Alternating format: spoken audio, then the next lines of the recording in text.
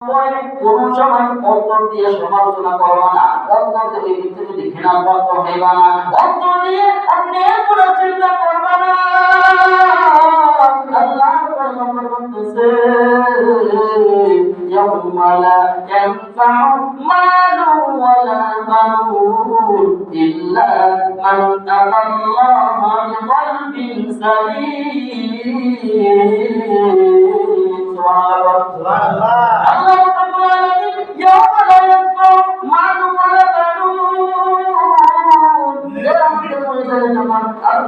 আল্লাহ তাআলা ডাকবে, আমার নাম হাজির করার জন্য ঘোষণা করবে।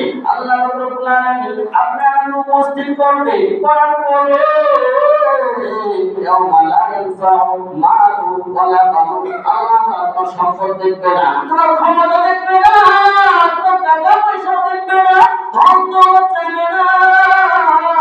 আল্লাহ রাব্বুল আলামিন কিয়ামতের ময়দানে ইয়াউমা লা কোন দিন কিয়ামতের দিন আল্লাহ রাব্বুল আলামিন কিয়ামতের ময়দানে তোমার সম্পদ দেখবে না, তোমার টাকা পয়সা দেখবে না, তোমার সন্তান সন্ততি দেখবে না, আত্মীয় স্বজন দেখবে না। আল্লাহ রাব্বুল আলামিন কিয়ামতের ময়দানে বিকলবিন সালিম, সুন্দর একটা কলব বুঝবেন, কি বুঝবেন, কি দেখবেন?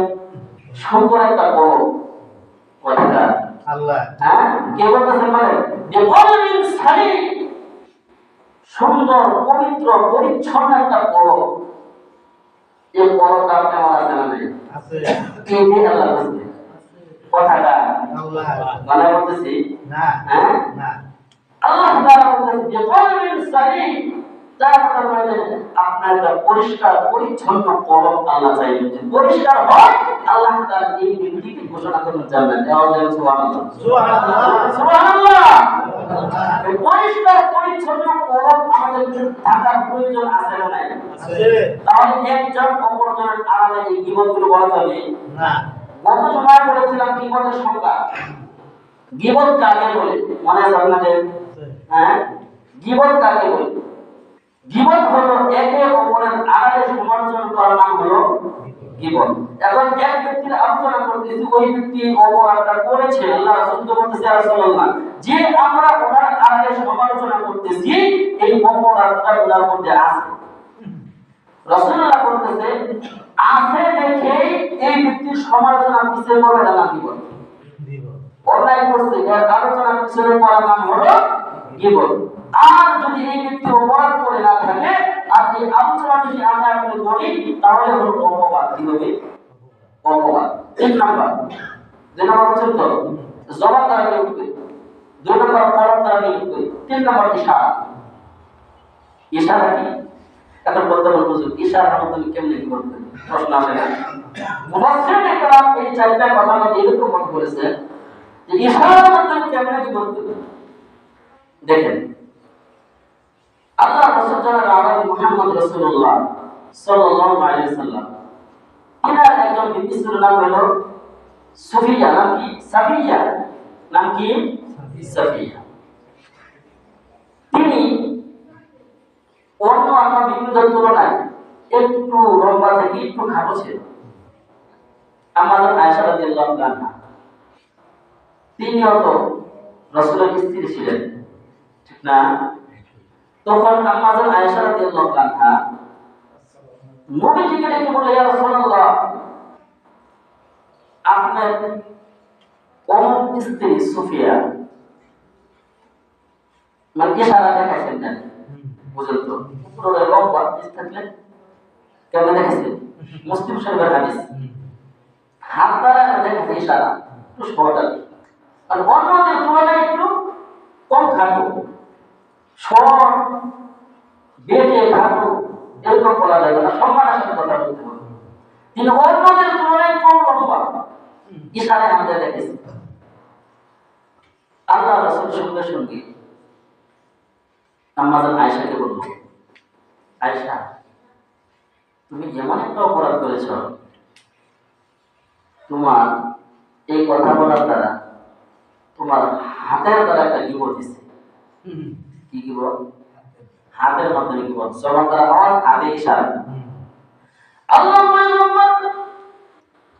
জনাবে নবী সাল্লাল্লাহু আলাইহি সাল্লাম আমাদের আয়েশা রাদিয়াল্লাহু আনহাকে বলতেছে, আয়েশা রে এমন একটা বিপদ করলা, তোমার জবান দ্বারা উচ্চারণ করলা সুফিয়া খাবো। আল্লাহ রাব্বুল আলামিন সঙ্গে সঙ্গে জিবরাইল বলে, জিবরাইল আমার পয়গম্বরকে জানায়া দেয় যেই অপরাধটা করেছে, যেই জবানটা উচ্চারণ করেছে, ইশারার মাধ্যমে এই ব্যক্তি কথা বললো, এমন একটা বিপদ করলো, তার জবানের থুতু যদি সমুদ্রের পানির মধ্যে ফেলে দেয়, আল্লাহ পয়গম্বর বলতেছে সমুদ্রের পানির রং পরিবর্তন হয়ে যাবে। সুবহানাল্লাহ, সুবহানাল্লাহ কইছি, বুঝলেন? সমুদ্রের পানির রং পরিবর্তন কি? বিষাক্ত হয়ে যাবে। কি হয়ে যাবে? বিষাক্ত হয়ে যাবে। সাদা পানি অন্য রঙে পরিণত হয়ে এই পানিটা বিষাক্ত হয়ে যাবে। তখন আম্মা জান আয়েশা রাদিয়াল্লাহু আনহা বলল, ইয়া রাসূলুল্লাহ, কি করলেন? অপরাধ করে ফেলেছি। তখন আল্লাহ রাসূল বলল, আল্লাহ কোরআন কারীমে বলতেছেন, قل يا عبادي الذين أسرفوا على أنفسهم لا تقنطوا من رحمة الله إن الله يغفر الذنوب جميعا إنه هو الغفور الرحيم. سبحان الله، سبحان الله. আল্লাহ রাব্বুল আলামিন জনাব মুহাম্মদ রাসূলুল্লাহ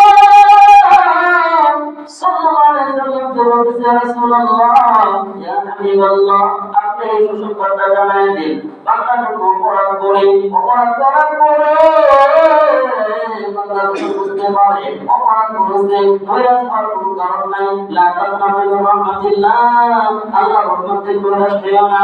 ইন্নাল্লাহ ইয়াগফিরু যুনুবা জামিআ, যদি ওই ব্যক্তি পাহাড় পরিমাণ গুনাহ করে, আল্লাহ রাব্বুল আলামিন তওবা করার কারণে বান্দার জীবনের সমস্ত গুনাহগুলো ক্ষমা করে দেয়। তাহলে কি ৩ নম্বর অপরাধ কি? আমরা অঙ্গ প্রত্যঙ্গের দ্বারা, ইশারার দ্বারা বিরোধ করি। এই আলোচনাটা আমাদের মাঝে আছে না নাই? হ্যাঁ, কথা বলি না। আমরা ২-৪ জন একসাথে বসে আছি, এখন এরকম লোক একসাথে কিন্তু যাইতেছে, এখন কথা বলে শুনবো। আছে না? হ্যাঁ, আর দিয়ে দেখাই, দেখাই কিনা? দেখাই, চোখ দিয়ে সাদা দেখাই, ওই যাইতেছে, দেখাই না? হ্যাঁ, এইগুলো করা হলো জীবন। এইগুলো করা কি? জীবন। এখন এইগুলো থেকে আমাদের বেঁচে থাকার প্রয়োজন আছে না নাই? আছে। আওয়াজ করে আছে না নাই? আছে। ৪ নাম্বার হলো লেখার মাধ্যমে কি করব?